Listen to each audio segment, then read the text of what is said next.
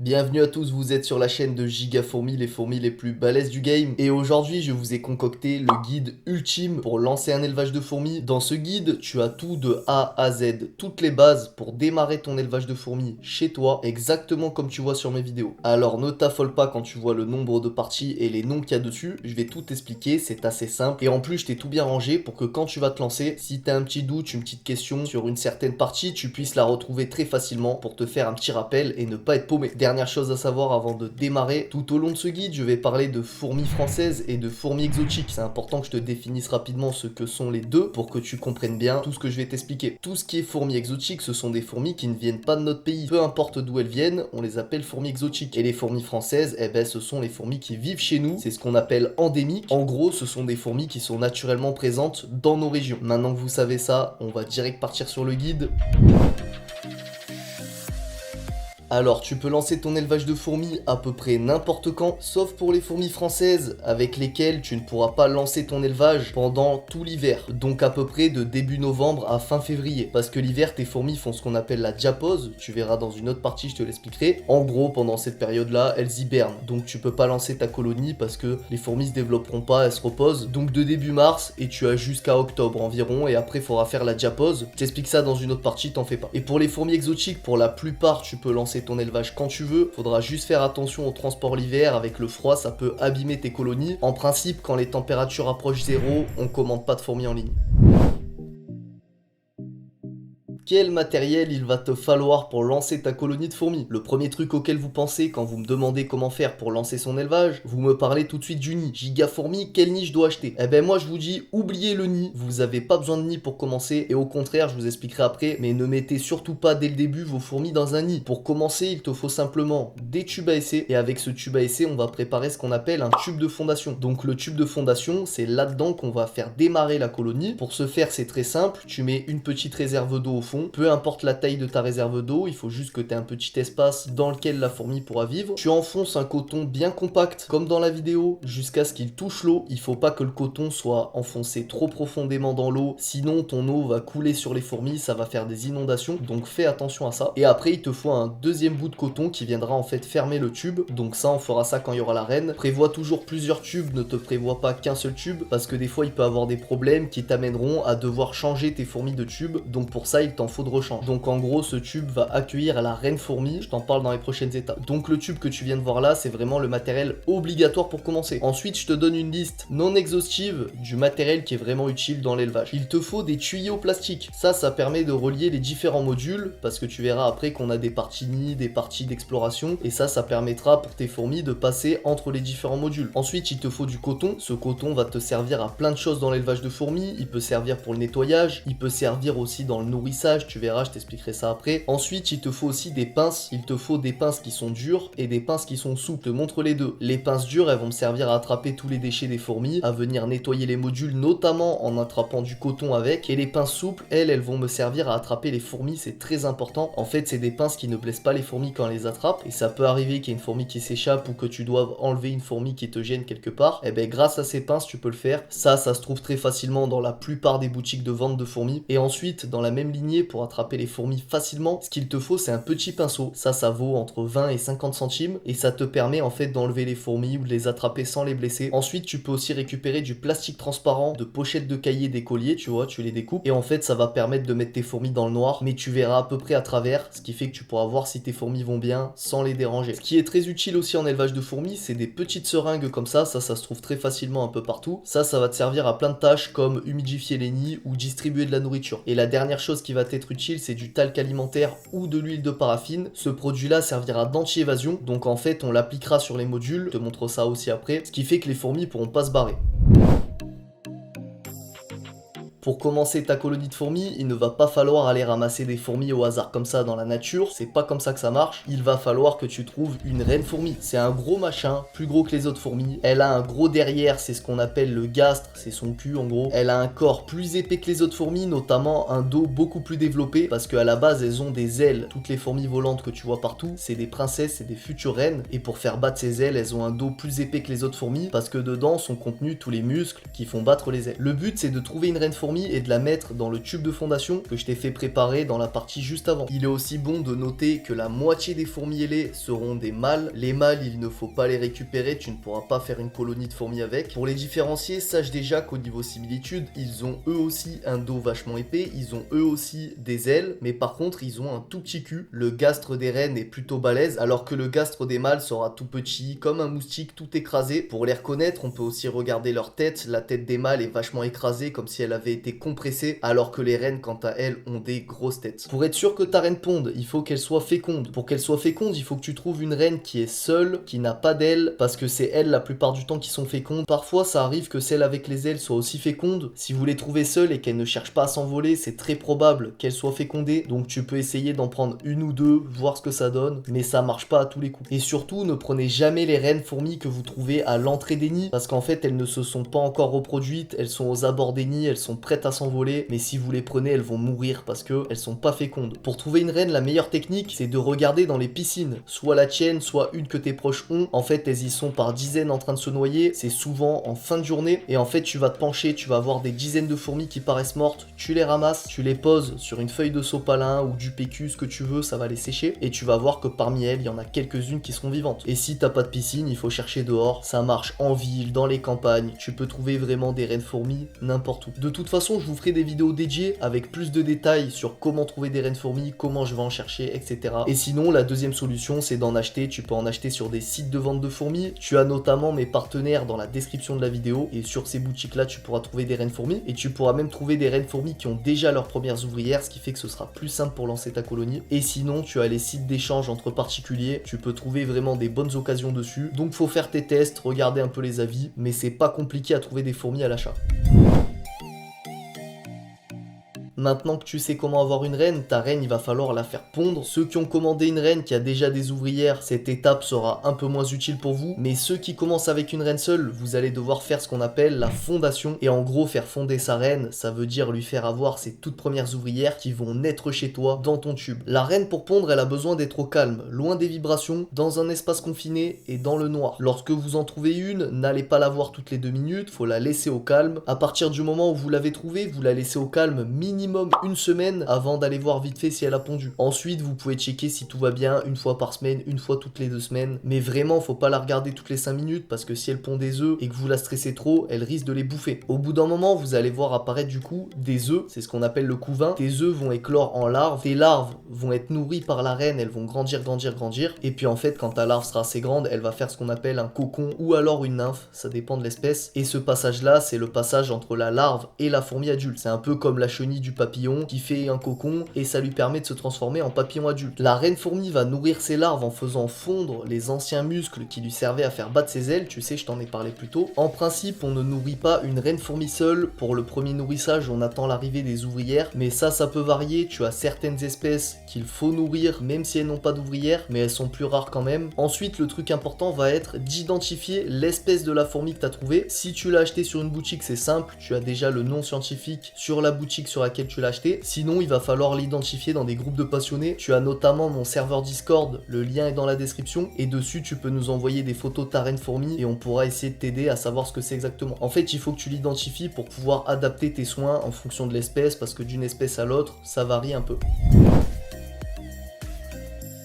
Si tu as bien écouté mes conseils, 1 mois, 2 mois, 3 mois après avoir eu ta reine fourmi, tu devrais avoir tes premières ouvrières. Une fois que tes premières ouvrières sont nées, c'est le signe de 2 choses. Il faut que tu nourrisses tes fourmis et pour les nourrir, il va falloir que tu connectes ce qu'on appelle une aire de chasse. Pas d'inquiétude, je te détaille tout dans la partie suivante. Et pour nourrir tes fourmis, une dernière chose importante, il va falloir que tu identifies encore une fois l'espèce, parce que la plupart des espèces de fourmis mangent principalement des liquides sucrés et à côté de ça, elles vont aussi manger des insectes, mais tu as aussi certaines autres fourmis qui mangent elles plutôt des graines, c'est des fourmis granivores et elles ont aussi à côté de ça des insectes. Donc pour savoir ce que tu vas devoir leur donner exactement à manger, il faut identifier ton espèce et une fois que l'espèce est identifiée, tu tapes sur internet fiche d'élevage suivi du nom de la fourmi et tu vas pouvoir accéder à plein de sites qui vont te détailler les paramètres exacts de maintien pour ton espèce de fourmi. Lorsque votre première génération d'ouvrières est née, vous allez devoir connecter à votre tube une aire de chasse ou aire de fourragement. C'est dans cet espace que tes fourmis vont explorer, se nourrir et jeter leurs déchets. Il y a plein de types d'aires de chasse différentes, il n'y a pas d'aire de chasse parfaite, certains vendeurs vous les feront payer à prix d'or, mais vous pouvez aussi en fabriquer pour pas cher. À vous de voir si vous voulez plutôt un setup stylé ou si vous voulez un setup pas cher. En tout cas, si vous voulez vous acheter des aires de chasse, vous avez aussi des partenaires qui en vendent dans la description de la vidéo. Donc pour fabriquer une aire de chasse, c'est très simple, il te faut une genre de boîte. N'importe quelle petite boîte en plastique peut fonctionner, une boîte à bonbons, une boîte à Ferrero, toutes ces conneries là ça marche. Et à partir de là, ce que tu as à faire, c'est soit poser ton tube à l'intérieur de la boîte, soit tu fais un trou et avec le tube souple que je t'ai expliqué dans la liste du matériel, tu vas relier l'aire de chasse à ton tube de fondation, ce qui fait que tes fourmis pourront se balader entre les deux pour venir se nourrir. Alors là, si t'as suivi, tu vas me dire, mais Gigafourmi, le tube de connexion, il est trop petit pour le tube de fondation. Et en fait, moi j'ai une astuce pour que tout tienne en place. Tu vas venir compacter du coton que tu vas pousser avec un truc fin, comme par exemple un stylo, et en fait tu vas venir compacter le coton entre le tube de connexion et le tube de fondation, ce qui fait qu'en fait ça va tenir comme tu vois sur la vidéo. T'as juste à faire pareil. Quand tu pousses, pousse doucement parce que si tu pousses trop fort, le coton peut arriver au fond du tube et écraser tes fourmis. Donc voilà, je te rappelle que t'as deux solutions, soit tu poses le tube directement dans la boîte, soit tu le relis par l'extérieur avec un petit trou. Moi c'est cette solution là que je préfère. Les plus aguerris d'entre vous en bricolage pourront même retaper d'anciens aquariums pour en faire des grosses aires de chasse, mais là c'est assez compliqué. Les plus jeunes qui me regardent, n'essayez pas de faire des trucs comme ça tout seul, faites-le avec vos parents. Sachez que vous pouvez laisser l'aire de chasse ouverte pour la plupart des espèces, et là encore une fois on va utiliser autre chose que je t'ai présenté dans la liste du matériel, c'est le produit anti-évasion. Donc tu vas venir appliquer soit du talc, soit de l'huile de paraffine, et en fait ça va empêcher tes fourmis de se barrer, donc tu fais une petite couche de 2-3 cm maximum, et ça suffira pour la plupart des espèces. Après, fie-toi aux fiches d'élevage, tu as certaines espèces avec qui ça ne marchera pas, mais elles sont plus rares, parce qu'en gros t'as des fourmis hyper chiantes au niveau de l'évasion, comme mon espèce Phédole pallidula, et ce genre de fourmis là, ça arrive à marcher même sur les produits. Donc dans ce cas là, il te faut un couvercle, mais la plupart d'entre vous, vous aurez pas besoin de galérer autant. Vos fourmis, comme expliqué plus tôt, vont soit se nourrir de graines, soit se nourrir de liquide sucré. Elles se nourriront aussi d'énormément d'insectes qu'elles donneront à manger aux larves. Pour les graines, prenez les mélanges destinés aux petits canaris, aux oiseaux. Elles seront parfaites pour vos fourmis, elles seront variées et vous en trouverez facilement dans la plupart des supermarchés. Ça coûte vraiment pas cher. Moi, le sachet que tu vois là, je l'ai payé 5 € et dedans j'ai 1 kg. C'est des prix défiant toute concurrence. Pour les liquides sucrés, prenez quelque chose de sucré comme de la confiture, du miel, du sirop ou du sucre blanc. Il faut le diluer dans de l'eau. Vous pouvez ensuite le donner aux fourmis. En général, on fait 50% de base sucrée et 50% d'eau. Le mieux pour ta base sucrée, c'est de prendre du bio. Ce sera toujours mieux pour les fourmis. Moi, ce que j'aime bien faire, c'est prendre du sirop de fraise bio avec de l'eau et je donne ça à mes fourmis et elles kiffent. Et puis, je peux varier le goût du sirop, mais toujours bio. Pour leur donner, vous prenez une petite coupelle. Vous pouvez pour ça utiliser un petit bouchon de bouteille qu'il faut recouper ou alors acheter directement sur les boutiques des coupelles. Ou alors, vous pouvez tout simplement le poser dans un bout de coton qui est posé directement dans l'aire de chasse, mais ça va vous salir le sol de votre aire de chasse. Et ce que tu fais, c'est avec ta seringue, tu vas déposer le petit liquide sucré dans les gamelles. Et pensez, pour les petites espèces de fourmis ou pour les petites colonies tout simplement, mettez toujours du coton dans les gamelles quand vous mettez le liquide sucré. Ça évitera que les fourmis viennent se noyer dedans. Et la dernière chose, c'est de veiller à ce que ton liquide sucré, il reste toujours liquide. Certains des fois ont tendance à mettre trop de sucre dans les liquides, ce qui fait que les fourmis n'arrivent plus à les boire après. Il faut aussi, comme dit plus haut, donner des insectes à tes fourmis, c'est obligatoire. Je vous coupe direct, c'est pas une fois tous les 100 ans un bout d'insectes, j'ai souvent observé ça. Si tu ne donnes pas d'insectes à tes fourmis, elles ne vont pas grandir, tu vas avoir des gros problèmes. Donc tes fourmis, elles ont besoin de protéines pour développer leur couvain, c'est ce que je t'expliquais plus tôt, c'est les œufs, les larves, etc. Et donc pour développer leur colonie. Pour ça, on donne des insectes, mais aussi parfois de la viande pour varier. Faites attention à ne pas donner de la viande salée quand vous donnez de la viande, donc oubliez tout ce qui est jambon, blanc de poulet, charcuterie, et l'apport de protéines doit rester principalement des insectes. Vous allez pouvoir proposer deux types d'insectes à vos fourmis. Les insectes de chez nous, qu'on peut trouver dans nos maisons, jardins, etc. Dans ce cas, passez-les au congélateur 72 heures avant de les donner aux fourmis. On fait ça pour éliminer les acariens parasites que contiennent parfois ces insectes, parce que ces acariens peuvent se transmettre à vos fourmis et tuer la colonie, ce qui m'est personnellement déjà arrivé. Attention à ne jamais donner de punaises à vos fourmis, ce sont des insectes toxiques pour elles. Personnellement, je me constitue un gros stock d'insectes au congélateur avec tous ceux que je tue parce qu'ils rentrent chez moi, comme par exemple les mouches, etc. Et je les mets dans un sachet congélation que je ferme, ça me permet toujours d'avoir du stock de côté au cas où. Le deuxième type d'insectes qui est le meilleur, ce sont les insectes d'élevage, les blattes, les raidrunners, les grillons, les vers de farine, les vers moriaux, les asticots de pêche, etc. Ce sont des insectes en fait qui sont très nutritifs, où il y a énormément de chair à manger pour vos fourmis. Contrairement par exemple à une mouche dans laquelle les fourmis elles vont pas trouver grand chose à manger. Sans compter que les insectes de chez nous, ils ont parfois sur eux des produits chimiques qui pourraient nuire à nos fourmis. De plus, les insectes d'élevage ils peuvent être donnés fraîchement tués sans avoir besoin de les congeler, contrairement aux insectes qu'on va trouver nous-mêmes dans la nature. Parce que les insectes d'élevage, c'est rare qu'ils aient des parasites. Pour acheter des insectes, c'est très simple, tu as soit les magasins de pêche, les animaleries, ou alors les sites internet spécialisés dans le reptile ou directement la vente d'insectes comestibles.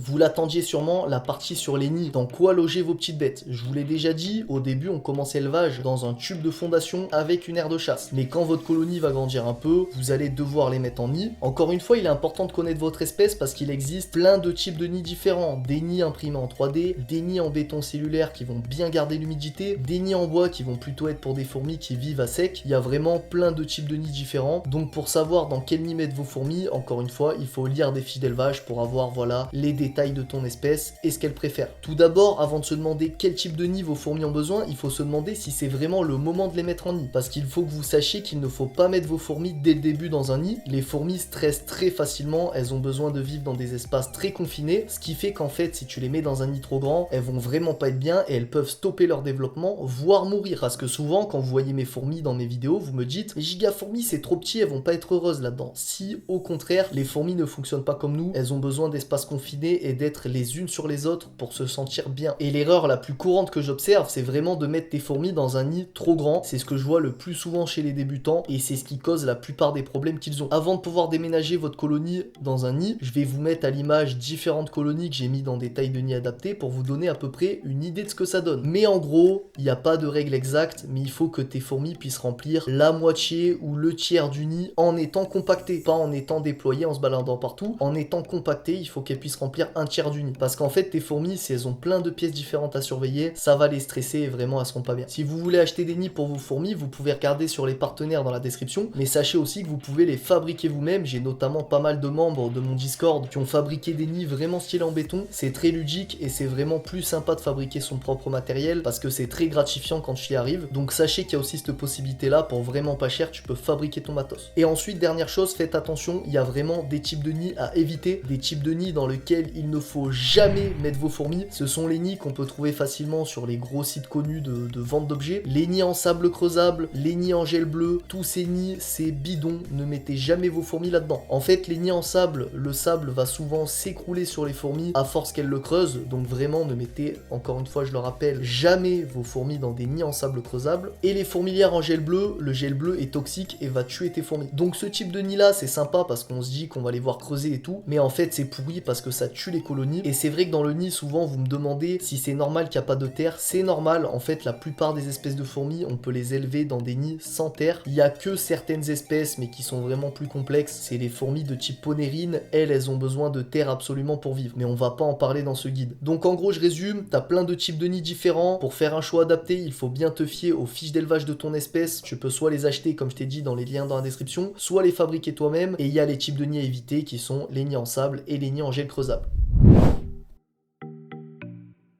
Comme nous, les fourmis ont besoin de s'hydrater. Sauf que contrairement à nous, la plupart ne boivent pas de l'eau directement. Elles boivent par capillarité. L'humidité contenue dans la terre va être absorbée à travers la peau, ce qui va leur permettre de s'hydrater. Et donc en élevage, comment on fait pour reproduire à peu près ça? Il faut que le nid en fait soit humide. Donc en fait, tu vas voir que la plupart des nids seront proposés avec des modules d'humidification dedans. Donc des fois, c'est des petites mousses bleues dans lesquelles il faut déposer l'eau. Ou dans les nids en béton cellulaire, tu as un petit trou dans lequel il faut mettre de l'eau, ce qui va humidifier le béton. Et encore une fois, je vais te le redire, mais il faut que tu lises les fiches d'élevage liées à ton espèce de fourmi parce que chaque espèce de fourmi a besoin d'un taux d'humidité plus ou moins élevé. Donc ça, je te laisserai regarder de ton côté et tu vas voir que souvent dans les fiches d'élevage, il y a écrit 40 à 50% d'humidité ou 60 à 80% d'humidité. Mince, comment calculer ça? Alors le mieux, c'est un thermomètre hygromètre. T'en as sur AliExpress à 1€ et en fait, tu vas poser ta sonde dans le nid, ce qui fait que tu auras l'hygrométrie en direct mais aussi la température. Ça, c'est vraiment le must pour contrôler le taux exact. Après, sur des espèces pas très exigeantes, tu peux le faire un peu à l'œil. Ce qu'il faut faire, c'est voir à peu près combien de pourcentage à l'œil, tu vois, de la surface du nid est humide. Par exemple, avec un nid en béton cellulaire, tu vas voir qu'une partie du nid va se colorer au fur et à mesure. Quand tu humidifies, mets l'eau doucement parce que l'eau peut monter d'un coup dans le nid sans que tu t'en rendes compte que t'en as mis un peu trop, ce qui va causer une inondation et tuer tes fourmis. Donc mets petit à petit, laisse vraiment les nids bien absorber l'humidité et la plupart des fourmis en général ont besoin d'un taux vers 50%, à moins que tu achètes des fourmis qui sont exotiques et qui sont tropicales comme des fourmis de type asiatique. Là souvent il va falloir des taux d'humidité beaucoup plus élevés. Mais donc encore une fois tu verras ça avec des fiches d'élevage. Et dernière chose sur l'humidification, donc l'hydratation aussi des fourmis, moi ce que j'aime bien faire avec toutes mes grosses colonies, c'est que je leur laisse un abreuvoir en plus dans l'aire de chasse. La plupart des fourmis pourront récupérer de l'eau dedans, ce qui fait qu'elles ne vont pas mourir et ça peut te sauver une colonie si jamais il y a un manque d'eau, tu t'en es pas rendu compte. Donc l'abreuvoir en plus c'est vraiment un must.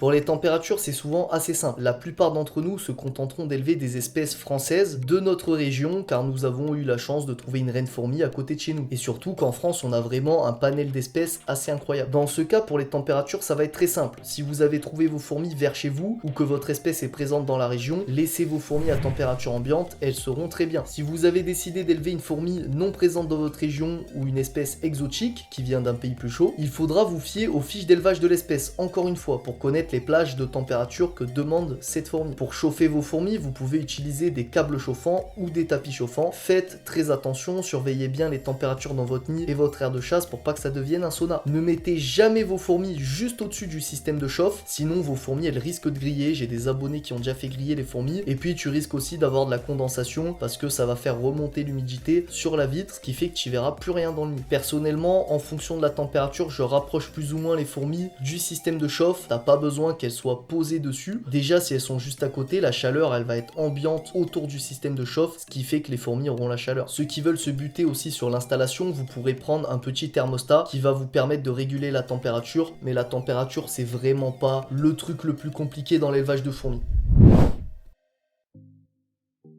Une fois par an, souvent de novembre à février, vous allez devoir faire une diapause à vos fourmis. Comme d'habitude, il faut se référer à la fiche d'élevage. Certaines espèces ont une diapause plus ou moins longue ou plus ou moins froide. La diapause, c'est en gros l'hibernation des fourmis. Ça arrive une fois par an dans la nature chez toutes nos fourmis françaises et européennes. Et cette période-là, on est obligé de la reproduire en captivité pour la santé de nos fourmis. Les reines ont besoin de cette période pour se reposer et faire une pause sur la ponte parce que le reste de l'année, elles pondent non-stop et ça les épuise. Pour mettre vos fourmis en diapause, il va falloir les mettre au frais. J'ai fait une vidéo plus détaillée où je t'explique 3 techniques pour mettre facilement tes fourmis en diapause, je te l'épingle quelque part dans la vidéo. Alors pour les mettre au frais, ce qu'il va falloir faire, je te le résume ici quand même rapidement, il va falloir les mettre dans un garage si vous en avez un ou sur une terrasse, trouver un moyen de bien les isoler s'il fait trop froid parce que ça peut les tuer, donc par exemple dans une caisse en polystyrène, si vous les mettez dehors, mettez-les toujours à l'abri du vent et normalement ça devrait le faire. La meilleure technique, ça reste quand même de prendre un vieux frigo ou alors une cave à vin et sinon ce qui marche bien c'est aussi les incubateurs pour œufs de reptiles. Avant de mettre tes fourmis au frais, il faut les préparer à cette période en nourrissant abondamment la colonie le mois ou les 2 mois qui précèdent la diapause. C'est comme dans la fable de La Fontaine, tes fourmis elles vont stocker de la nourriture pour passer l'hiver. Et dernière chose, moi ce que j'aime bien faire c'est de nourrir une fois par mois les fourmis pendant la diapause. En fait s'il ne fait pas assez froid, tes fourmis vont pas vraiment se mettre en pause, leur métabolisme va continuer à tourner, ce qui fait que si les réserves sont pas assez grosses, elles peuvent arriver à court de nourriture et mourir. C'est déjà arrivé à des abonnés à qui j'avais fait gagner des fourmis. Donc je vous préviens, c'est bien de mettre une fois par mois un peu de liquide sucré dans l'aire de chasse des fourmis, même si elles sont en hivernage, ça fait que si elles manquent de nourriture, elles auront toujours de quoi manger.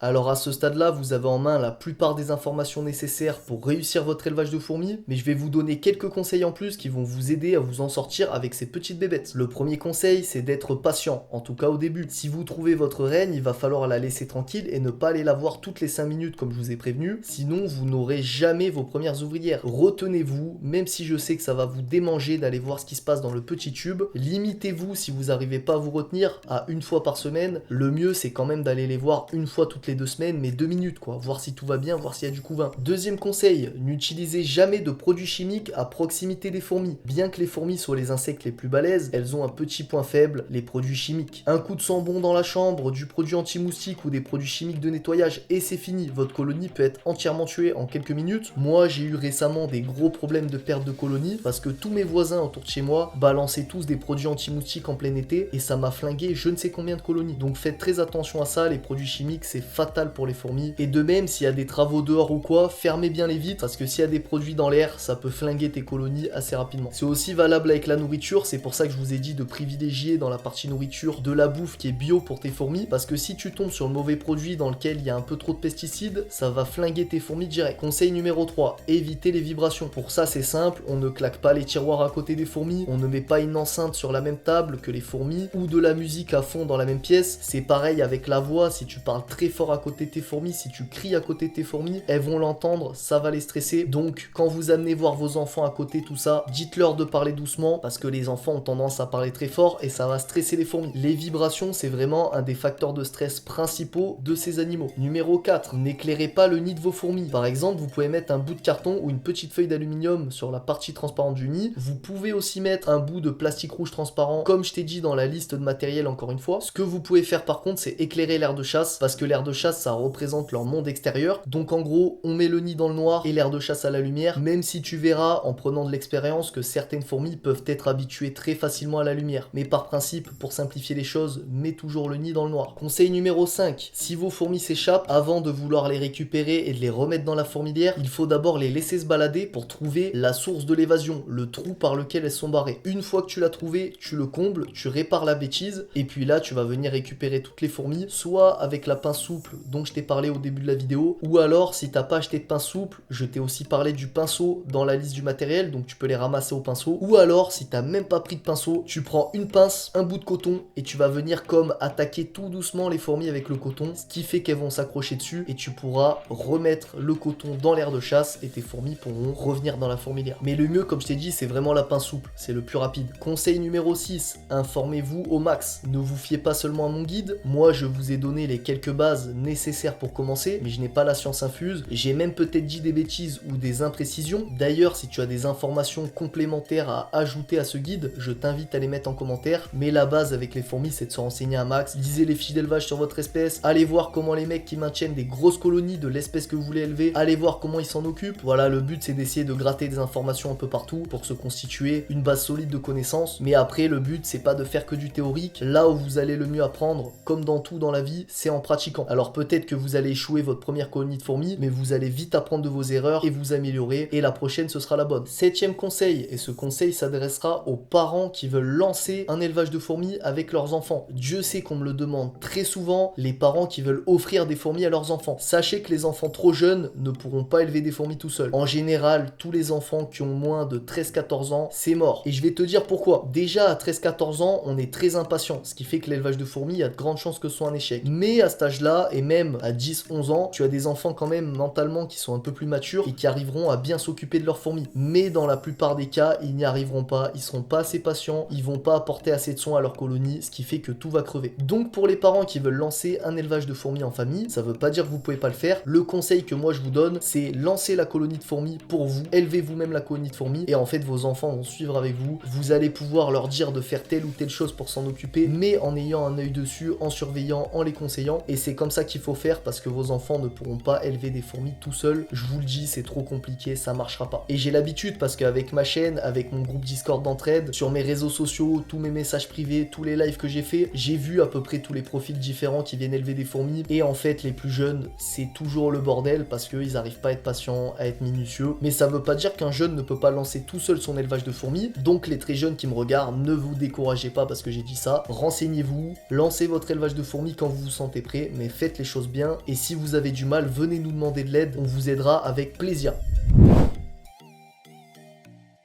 Le dernier point important à aborder selon moi, c'est que faire si tu ne veux plus de tes fourmis, si tu dois t'en débarrasser en urgence ou que l'élevage ne te plaît plus, que t'en veux plus. Alors la base, si vous élevez des fourmis ou n'importe quel autre animal, vous devez vous être bien renseigné avant l'acquisition pour que ce moment n'arrive jamais ou que ça réduise les chances que ça arrive. Mais on ne peut pas savoir de quoi la vie est faite et peut-être qu'un jour vous ne serez plus en capacité d'élever vos fourmis, sachant que les fourmis peuvent vivre très longtemps, parfois jusqu'à 20 ans. Donc avant de les prendre, il faut vraiment être en connaissance de cause et te dire que c'est des animaux que tu vas garder longtemps. Mais bon, si tu dois dois t'en séparer pour n'importe quelle raison, que faire? Vous pouvez vendre ou donner votre colonie de fourmis avec tout le matériel qui va avec. Il y a énormément de gens qui seront éventuellement preneurs, soit sur les sites entre particuliers, soit sur les groupes d'échange. Il y a aussi beaucoup les groupes Facebook. Proposez vos fourmis à un prix pas cher ou alors donnez-les directement si c'est vraiment urgent et vous allez voir que très vite on va récupérer votre colonie. En tout cas, cette option, la vente don, doit rester la première option et l'unique option.